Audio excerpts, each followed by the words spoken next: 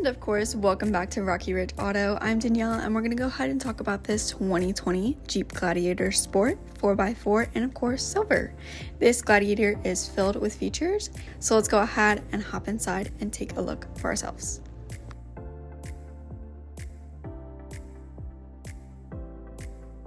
So we're inside the Jeep Gladiator. Let's go ahead and check out the mileage, radio, climate controls, and all the features it has up front.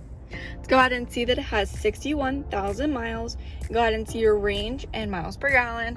Of course, you can go ahead and see everything like that, but we'll get into that in a second. Let's go ahead and first take a look at your touchscreen display. First, you got your radio, which is AM and FM, of course, and Sirius XM. You can go ahead and connect your phone and media. Here is nice and simple to go ahead and access and use. Of course, you have your climate controls up front, so you can go ahead and control that up front, as well as you have your manual controls down below here, so you can go ahead and adjust that, and it adjusts right up on the screen. Of course, with your media, you have your volume and tune down here as well. Go ahead and use all of those things. Of course, you have your apps, which is your compass, phone, radio, things like that. So you can go ahead and see we're going northeast.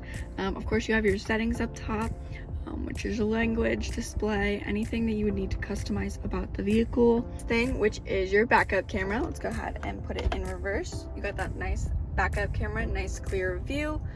Go ahead and keep you and others safe with using that. Let's go ahead and put that back into park.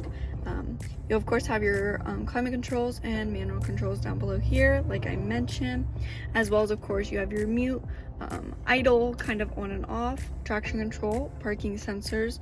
So when you have your car in reverse, you can go ahead and use that. You of course have your downhill assist, screen off, and of course your hazard lights. Let's go ahead and check out down below here. You have your window controls.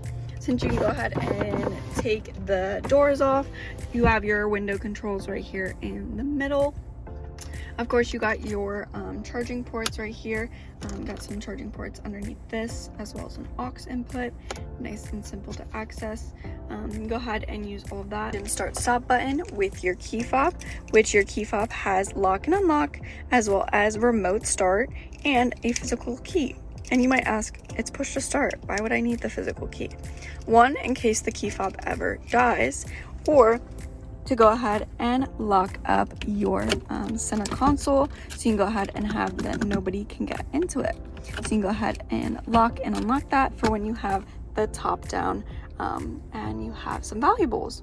So you can go ahead and use that. You got a charging port in there, as well as you got a top center center console. So you can go ahead and use that.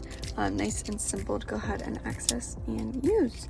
Of course, you got your gear shift, all-wheel drive stuff, as well as emergency brake and cup holders. Let's go ahead and check out the steering wheel. Over here, you got your cruise control settings, nice and simple. Behind the wheel, you got your volume controls, so you can go ahead and adjust and use that.